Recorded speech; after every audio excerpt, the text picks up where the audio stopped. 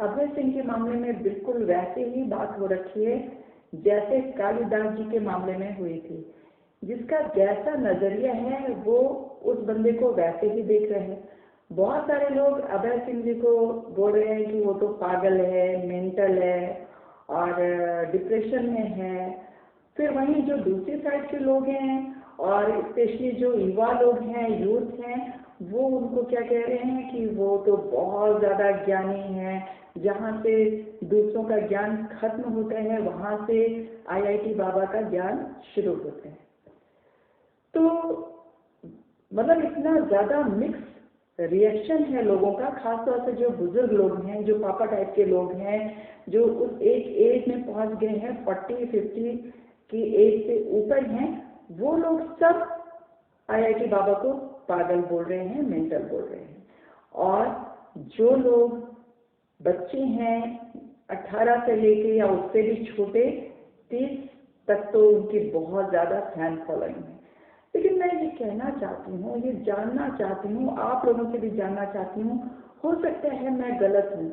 जरूरी नहीं है कि जो मेरी ओपिनियन है वो आप लोगों की भी ओपिनियन हो। सबका अपना अपना सोचने का नज़रिया होता है, देखने का नज़रिया होता है। तो मैंने अभी जैसे बोला कि कालिदास जी के मामले में जैसे हुआ था कि सबने अपने अपने नज़रिए से, स्पेशली विद्योत्मा ने कालिदास जी को अपने नज़रिए से देखा था, क्योंकि वो जैसी थी उन्होंने उनको भी वैसा ही समझा था, जबकि वो बहुत ज़्यादा मूर्ख थे शुरू में। बाद में तो वो बहुत ज़्यादा ज्ञानी हो गए। जैसे पूरी दुनिया को पता है कि उन्होंने बहुत बड़े बड़े काव्य लिखे, जैसे कि अभिज्ञान शाकुंतलम लिखा उन्होंने और मेघदूतम लिखा, और भी वो बहुत बड़े कवि के रूप में उभरे।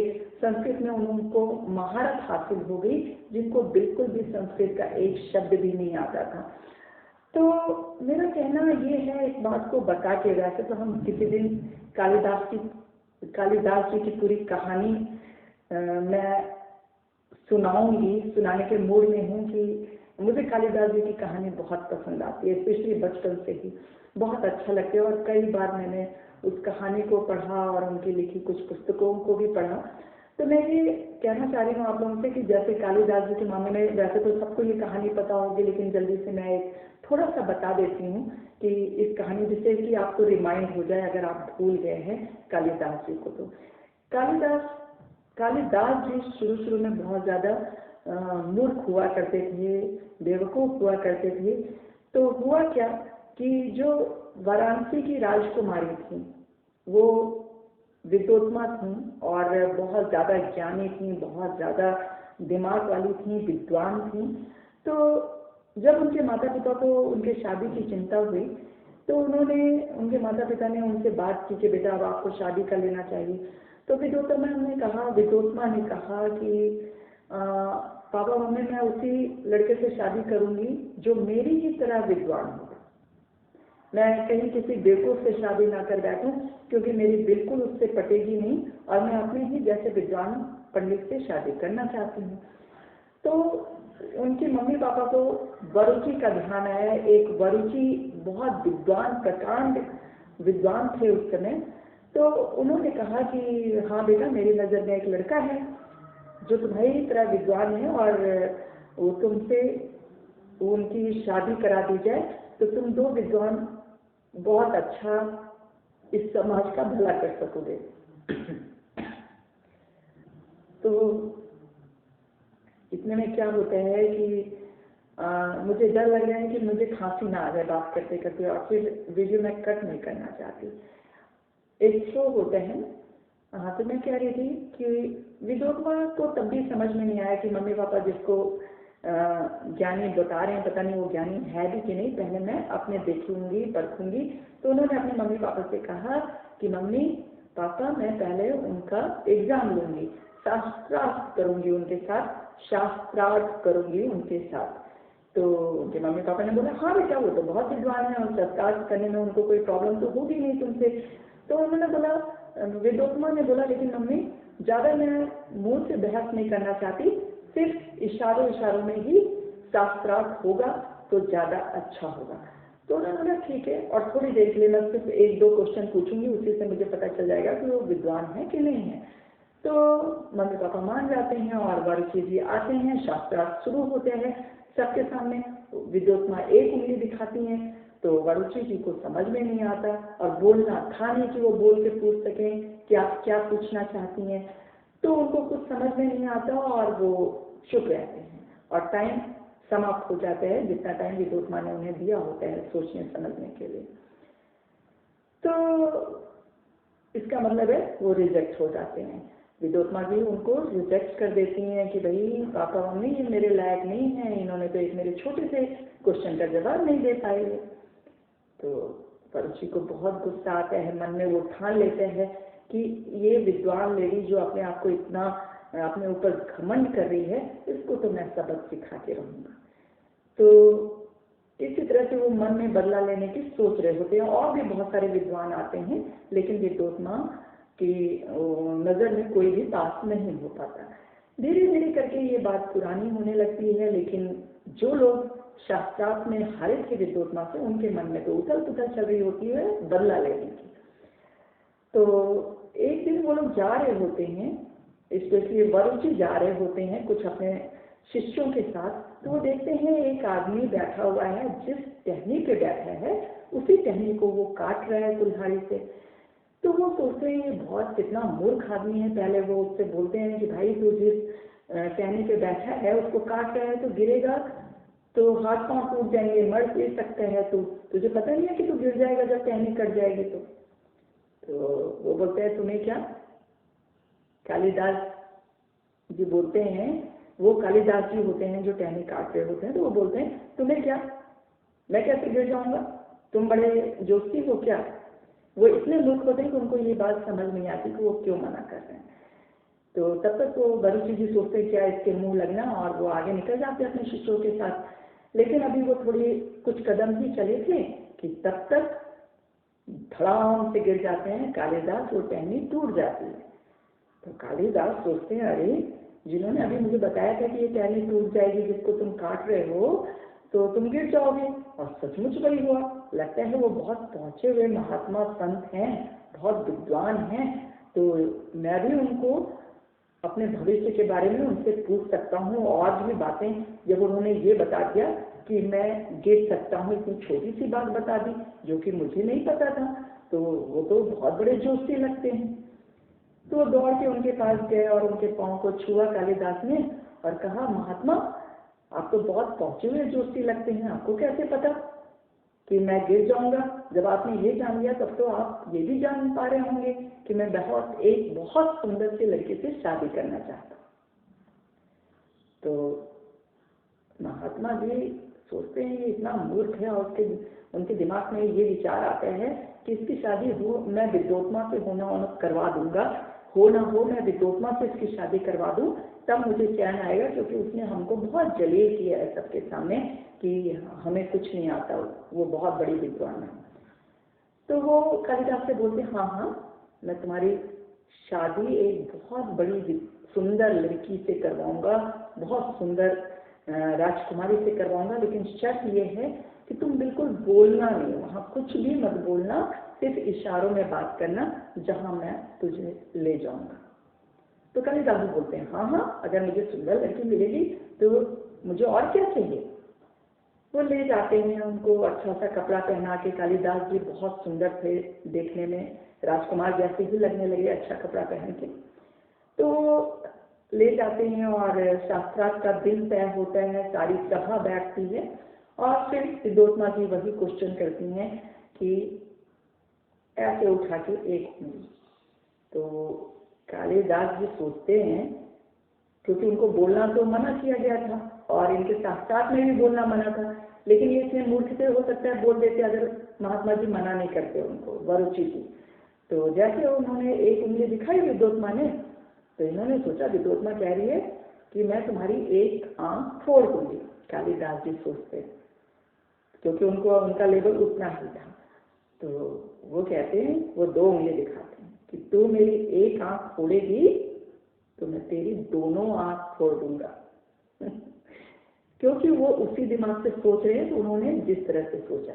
लेकिन अब इधर विद्योत्मा क्या सोचती है कि मैंने तो इनसे बोला ईश्वर एक है, लेकिन इन्होंने मुझे क्या बोला, वो अपनी नजर में सोच रही कि 2 उंगली दिखा के ये बोलना चाहते हैं कि आत्मा और परमात्मा 2 होती है, दोनों का अपना स्वरूप होता है। तो वो बड़ी खुश हो जाती है कि वाह, ये तो बहुत अच्छा विद्वान पंडित है, लेकिन एक और मैं इनसे प्रश्न पूछूंगी तभी मुझे तसल्ली होगी कि ये विद्वान है। तो वो क्या करती है, ऐसे 5 उंगलियां आपने दिखाती है निकाल के। तो कालिदास जी का जितना दिमाग होता है वो सोचते हैं कि ये मुझे कह रही है मैं तुम्हें थप्पड़ मारूंगी, तुम मेरी दोनों आंखें फोड़ दोगे तो मैं तुम्हें थप्पड़ मारूंगी। उसके आगे सीक्वेंस में सोचने लगते हैं कि मैंने इसको 2 उंगलियां दिखाई थी आंख फोड़ने के लिए, तो ये मुझे थप्पड़ दिखाई है। तो कालिदास जी कहते हैं, ऐसे करके मुक्का दिखाते हैं, उनको अपनी मुट्ठी दिखाते हैं। तो और ये कहना चाहते हैं कि मुझे थप्पड़ से मारेगी, मैं तुझे घूसा मारूंगा।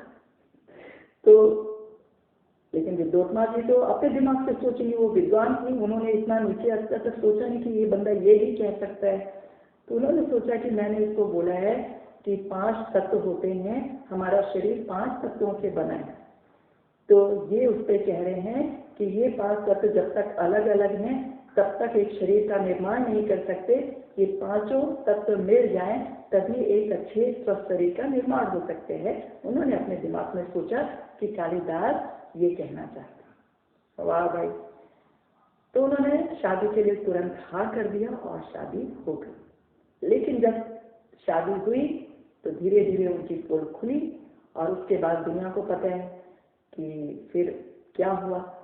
उन्होंने छोड़ दिया उनको, विद्योत्मा जी ने उनको घर से निकाल दिया, जलालत से के साथ जलील करके कि तुम इतने मूर्ख हो, मुझे तो पता ही नहीं था। तो वो बात उनको लग गई और उसके बाद कालिदास जी ने बहुत मेहनत की, बाद में वो बहुत बड़े विद्वान बने और उन्होंने बड़ी, जैसे मैंने बताया, बहुत पुस्तकें लिखी। आप लोगों को भी, बहुत सारे लोगों को ये सब बातें पता होंगी और भी बहुत कुछ है, बहुत कहानियां हैं। लेकिन अभी जो हम लोग बात कर रहे हैं, मैं इस संदर्भ में कालिदास की कहानी सुना रही थी कि अभय सिंह को भी जो जैसा है उसी नजर से देख रहे हैं। अगर मैं और आप अभय सिंह के बारे में कुछ गलत बोल देंगे तो जो उनके सपोर्टर है वो सब हम लोगों को आके हमारे पीछे पड़ जाएंगे और जीना हराम कर देंगे। लेकिन आप ये सोचिए, आजकल की यूथ को क्या हो गया है, कितनी सोचने समझने की शक्ति उनकी कम हो रही है। सिर्फ उनको जो चीज अच्छा लगता है उसके बाद वो इस पे ध्यान नहीं देते हैं कि उसका रिपरकशन क्या होगा, प्रभाव क्या होगा समाज के ऊपर। जैसे कि हमारे IITian बाबा हैं, IITian मैं अभी बाबा ना बोलूं तो अच्छा है, बेटा है अभय सिंह। वो दिमाग का इतना तेज है, लेकिन धीरे धीरे जो बुरी आदतें उनके अंदर घर कर रही हैं, जिसको वो जस्टिफाई कर रहे हैं कि महादेव भी तो पीते थे, महादेव भी तो ये करते थे। कभी अपने आप को महादेव कहते हैं, कभी कल्कि कहते हैं, कभी कहते हैं मैं सब कुछ हूँ, कृष्णा हूँ, कभी पार्वती हूँ। तो ठीक है, होंगे, सब कुछ होंगे, मैं डिनाई नहीं कर सकती। भाई उनके समर्थक प्लीज मुझे माफ करना, मैं कुछ गलत नहीं कह रही हूँ, कहना नहीं चाह रही। वो मेरे बच्चे के समान है, मेरा बच्चा भी इस स्टेज से गुजर चुका है। मैं सिर्फ इतना चाहती हूँ कि उस बच्चे की पूरी तरह से रक्षा हो जाए। मम्मी पापा जो उनके बिलख रहे हैं उनके वियोग में, वो सब एक हो जाए। सिर्फ ये मेरी कोशिश है रोज रोज, क्योंकि जब मैंने अपने बच्चे को खोया था, जो मेरी हालत हुई थी, उस पॉइंट को मैं मद्देनजर रखते हुए ये सब काम कर रही हूँ। मेरा और कोई इंटरेस्ट नहीं है उनके घर में दखल देने का। तो मैं अभय सिंह और उनके समर्थक को, ये समर्थकों को, बच्चों को, मेरे बच्चों जो भी अभय सिंह की सब बातों को सही मान रहे हैं और सोच रहे हैं, अगर वो शराब पी रहे हैं, सिगरेट पी रहे हैं, गांजा फूक रहे हैं, बीड़ी पी रहे हैं, चरस पी रहे हैं, वो सब बहुत सही है, सही कर रहे हैं, ऐसा ही करना चाहिए। पेरेंट्स कुछ बोल दें या मार पीट दें तो आपको घर छोड़ देना चाहिए। ये सब को जो लोग भी अच्छा मान रहे हैं, बहुत ज्ञानी हैं, होंगे बाबा, लेकिन आप किस तरह से इस बात को जस्टिफाई कर रहे हैं कि ये गांजा फूकना, चरस फूकना, ये सब अच्छी चीजें हैं। आपको नहीं दिख रहे हैं कि उनकी सेहत का क्या हाल हो गया है? पहली बात, वो दिन भर खांस रहे हैं। दूसरी बात है कि बहुत ज़्यादा शब्दों का भी इस्तेमाल करने लगे हैं। हमने कल एक लाइव वीडियो देखा, मैं हैरान रह गई। एक बेचारी सीधी सादी महिला आई थी उनसे बात करने के लिए, और अपने लिए वो बात कर रही थी कि मैं भी आपसे जुड़ना चाहती हूँ, मैं आपको बहुत, आप मुझे अच्छे लगते हैं। उन्होंने किस सेंस में कहा होगा ये नहीं मालूम है। अभय सिंह ने उनकी बात नहीं सुनी और पूरी तरह से उनको इस तरह से डांटते हुए नजर आए, झिटकाते हुए नजर आए, एब्यूज किया उन्होंने, बहुत सारी गलत बातें बोली, हटो हटो यहाँ से, चलिए अब आप, हो गया अपना बकबक करो जो करना है। मतलब बड़े मतलब सुन के मन खराब हो गया। लेकिन शायद जो उनको फॉलो कर रहे हैं उनको बहुत अच्छा लग रहा होगा कि बाबा ने बिल्कुल ठीक किया उस लेडी के साथ। लेकिन जब आप लोग एक लेडी, चाहे जो जितना भी इरिटेट कर दिया वो लेडी ने, मैं मानती हूँ हो सकता है बाबा बहुत इरिटेट हो गए हों इतने दिनों से सब लोगों का बक सुनते हुए, जिसको कि वो बक बोल रहे थे, और एक गाली भी निकाली थी उन्होंने, जो कि मैं निकाल नहीं सकती क्योंकि मैंने आज तक अपनी जिंदगी में उस शब्द को बाहर नहीं निकाला है। तो मैं अभी भी वीडियो में उस शब्द को बाहर नहीं निकाल पाऊंगी। आप लोग उनका लाइव देख लेना कल का, उसमें आपको पता चल जाएगा। तो मतलब ये किस तरह की भाषा वो इस्तेमाल कर रहे हैं, क्या एक संत की भाषा ये होनी चाहिए क्या? आप बच्चे लोग कैसे उनको जस्टिफाई कर रहे हो इस बात के लिए, कैसे फॉलो कर रहे हो? जरूरी नहीं है कि जो पढ़ने में बहुत तेज है, उसका दिमाग बहुत तेज है, वो हर चीज उसकी ठीक ही होगी, कि कोई ना कोई उसकी कमजोरी जरूर है। पहली बात तो आप लोगों ने शायद इसका नाम नहीं सुना, मुझे कई बार ऐसा लगता है कि उनको इस तरह का कुछ मेंटल डिसऑर्डर है कि एक काम में उनका मन नहीं लगता। वो पूरी दिन कोई काम करते हैं और उनको लगता है नहीं ये काम मेरे लिए नहीं बना, वो काम मेरे लिए नहीं बना। पढ़ाई वढ़ाई तो सब सामने है, अब ये चीज़ें बहुत पुरानी हो गई कि उन्होंने क्या क्या अब तक किया है और अब क्या कर रहे हैं, और अभी आप देख लीजिएगा कि आगे अभी बहुत सारा क्या करेंगे।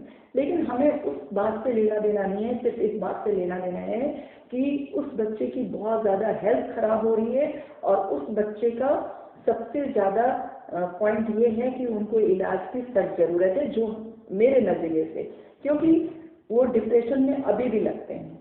अगर कोई भी सामान्य साधु महात्मा संत तो इस तरह की लैंग्वेज यूज नहीं कर सकता एक लेडी के लिए, एक महिला के लिए, जो कि आप खुद कह रहे हैं कि महिलाओं की इज्जत करो, इस देश में महिलाओं की इज्जत नहीं है, लोग देवी तो मानते हैं लेकिन इज्जत नहीं करते। तो भाई आप क्या कर रहे थे कल?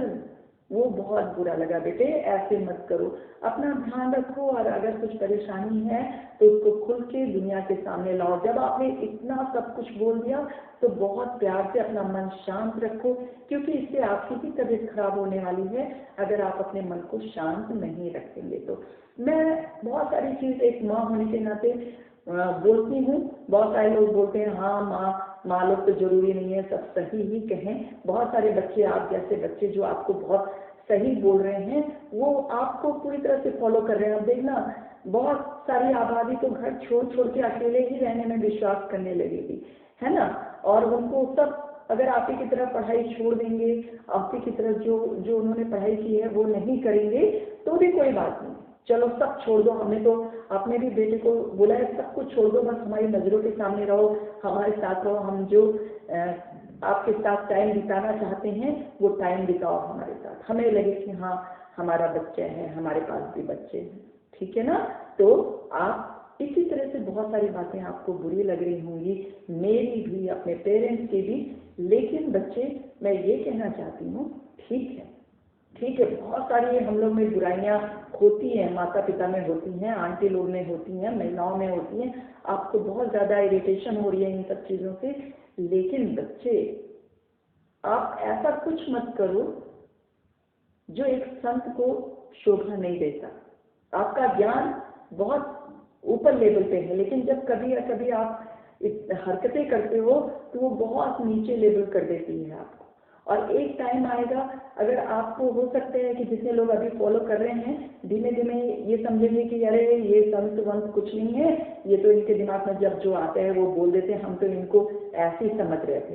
धीरे धीरे जब आपके फॉलोअर्स कम हो जाएंगे तो शायद वो चीज़ें आप सह नहीं पाओगे और भी कुछ हो सकता है परेशानी वाला। इसलिए बेटा अपना सबसे पहले ध्यान रखिए और आप शांत माहौल में रहिए। मेरे ख्याल से तो अगर आप सचमुच संत बाबा बनना चाहते हैं, बाबा तो छोड़ दीजिए, बाबा शब्द मुझे नहीं बोलना चाहिए और ना मुझे अच्छा नहीं लगता है बाबा बोलना आपको।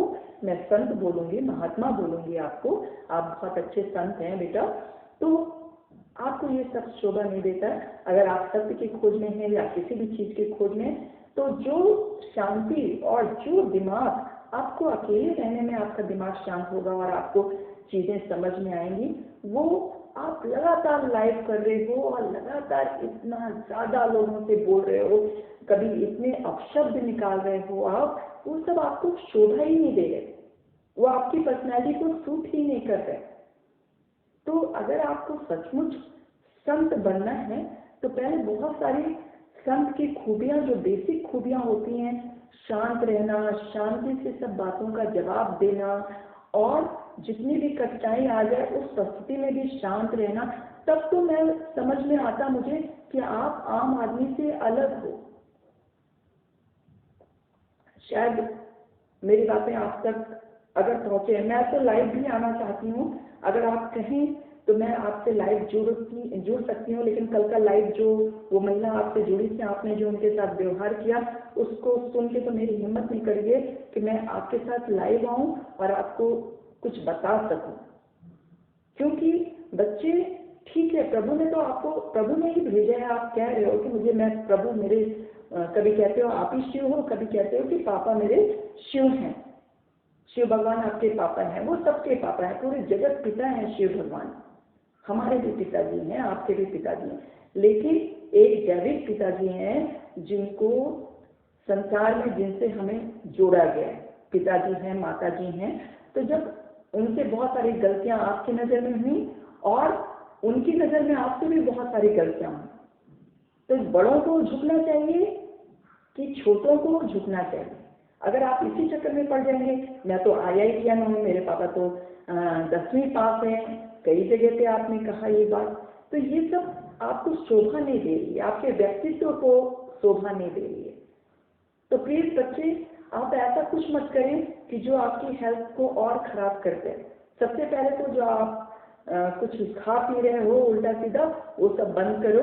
आप मेरे बच्चे के समान हो और मेरे बच्चे के साथ भी ये सिचुएशन आई थी, लेकिन प्रभु की दया है, उसी महादेव की दया है कि वो उनको हम वापस ले आए समझा बुझा के, और उनको समझ में भी आया। और हमने बोला मत पढ़ो लिखो, जो मर्जी है वो करो। आपको यकीन नहीं होगा, हम उन्हें कोई एग्जाम देने के लिए नहीं कहते, जबकि वो भी बीटेक हैं, वो भी बहुत अच्छा शुरू से पढ़ाई में बहुत अच्छे रहे थे। लेकिन एक टाइम उनके, मैंने अपने किसी वीडियो में बताया भी है, एक वीडियो में उनके सामने भी ये सिचुएशन आई कि पेरेंट्स हमें प्यार नहीं करते, सिर्फ जब देखो तब पढ़ाई के लिए बोलते हैं, दूसरों के सामने नकली बनने के लिए कहते हैं। कहने का मतलब है नकली बनने के लिए, जानते हो अगर वो हम लोग से क्यों हर बात में, वो जैसे आप सबसे बोलते हो, हर चीज में झूठ नहीं बोलना चाहते, लेकिन कई बार ऐसा होता है कि हमें कुछ दिखावा करना पड़ता है। एक छोटा सा एग्जांपल देती हूँ, जिससे मेरे बेटे को बहुत चिढ़ है, तो अब वो भी बोलना बंद कर दिया। कहने का मतलब है, अगर वो घर में बैठे हैं या लेटे हैं या सो रहे हैं और हमसे कोई मिलने आया है, मेरे फ्रेंड्स आए हैं या उनके पिताजी के दोस्त आए हैं और बोल रहे हैं आपका बेटा कहाँ है, तो हम अपने बेटे को बुलाते हैं मिलने के लिए कि बेटा आ जाओ मिलो, तो वो वैसे ही चले आते हैं बिना कंघी किए, बड़ी बड़ी दाढ़ी, बिना मुंह धोए। तो हम उनको कहते हैं बेटा कम से कम किसी के सामने आया करो, तो मुंह तो धो के आया करो, बाल तो बना लिया करो, अच्छा नहीं लगता बिखरे हुए। तो उनको उस पर भी नाराजगी है। उनका कहने का मतलब है ये दिखावा क्यों, मैं जैसा हूँ वैसे क्यों नहीं आ सकता किसी के सामने, है ना? बड़े आश्चर्य की बात। तो छोटी छोटी बातों में आजकल बच्चों को लगता है कि माता पिता उनके ऊपर रोक टोक लगा रहे हैं। तो अभी तो हमने वो भी बंद कर दिया, कुछ नहीं बोलते। अब वो अपने आप ही धीमे धीमे सब समझ के कि हाँ इस समाज में रहना है तो थोड़ा बहुत समाज के हिसाब से भी काम करना पड़ेगा। तो बहुत छोटी सी बात हमने एक एग्जाम्पल बताया। ऐसे दिन भर में बहुत सारी चीजें होती हैं जो हम समाज के नजरिए से जो ठीक होता है उसको करना चाहते हैं, लेकिन बच्चे को लगता है या आप जैसे बच्चों को लगता है जो है वही दिखाओ ना। कुछ अलग दिखाने की क्या जरूरत है। मेरा मुंह धोने का नहीं मन है, मेरा मन हो रहा है कि मैं मुंह में कुछ भर के सामने आऊं, पानी पीते पीते किसी के सामने आऊं, मुंह चलाते चलाते किसी के सामने आऊं, कुछ खाते खाते किसी के सामने आऊं। तो पेरेंट्स कौन होते हैं बार बार मना करते हुए, नहीं बेटा दूसरों के सामने ऐसा नहीं करते। तो अब आप लोग बड़े हो गए हो, जो मर्जी वो करो, वो तो सही बात है, लेकिन बेटा एक सभ्य समाज में ये अच्छा नहीं लगता है ना। तो मेरे बच्चे, मेरी बात प्लीज मानना और कोशिश करना कि आप अपने घर लौट आइए, अपनी मम्मी से मिलिए। मैं पापा से मिलने के लिए नहीं कहूँगी, आपका और पापा का बहुत ज़्यादा मन मुटाव हो चुका है, चाहे जिस बारे में भी।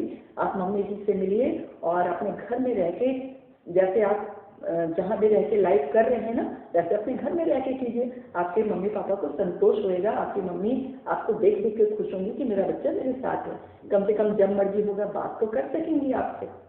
उनका दिल बहुत रो रहा होगा, हो सकता है आंखें ना रो रही हो, आप रो रो के थक गई हो, लेकिन उनका दिल बहुत रो रहा होगा। मेरे बच्चे प्लीज घर चले जाओ। Thank you very much. Video बहुत लंबा हो रहा है, प्लीज मुझे माफ कर देना, बहुत लंबा हो गया। जब मैं बात करती हूँ इस बच्चे के बारे में तो मुझे नहीं लगता कि मैं बंद कर लूँ। मैं अपने घर में भी लोगों से जब ये बात कर रही हूँ तो मेरे पति बोलते हैं बस रात दिन अभय सिंह के बारे में ही बात करोगी क्या, और कोई टॉपिक नहीं है तुम्हारे पास। वो लोग भी मेरे से गुस्सा हो जाते हैं, लेकिन मुझे बिल्कुल अपनी वाली फीलिंग आती है जो मेरे साथ हुआ था। मैं 3 से 4 दिन बिल्कुल नहीं सोई, कुछ नहीं खाई जब मेरे साथ ऐसा हुआ था, और मैं वहीं चली गई। मैंने अपने बच्चे से बोला मैं भी तुम्हारे साथ ही रहूंगी, बाबा इन बनूंगी, बहुत कुछ मैंने उसको बोला। अब वो बातें यहाँ बोलने लायक नहीं है, क्योंकि ये माँ बेटे का आपस में जो संवाद होता है वो उसी संवेदना के तहत होता है। वो बाद में बताने से वो भावना भी नहीं आ पाती और वो ठीक भी नहीं। तो आप भी माँ बेटे आपस में बात करो, खूब रो लो, जी भर के रो लो, अपना दुखड़ा रो लो, आंख से रो लो, और एक दूसरे के साथ। माँ पता नहीं कितने दिन रहेगी, कुछ पता नहीं है कितने दिन रहेगी, आपको भी बहुत खुशी महसूस होगी। अब से माँ के पास चले जाओ, भूल जाओ सब कुछ और खूब मजे से रहो। उनको भी पैसे की कोई कमी नहीं है और आपको भी वो, मुझे उम्मीद है, कुछ नहीं करने को कहेंगे। आप आराम से अपनी जिंदगी जियो, उनके साथ रह के जियो, खूब घूमने जाओ मम्मी के साथ और खूब बातें करो, खाओ पियो, मस्त रहो बच्चे। अबे बेटा मेरे बच्चे दिन से सुन ले मेरे, चला जा माँ के पास, बाद में पछताना ना पड़े कि टाइम जैसे मेरा दिमाग खराब हो गया था। क्योंकि बहुत सारे बच्चे बाद में पछताते हैं, तब मम्मी नहीं आ पाती वापस।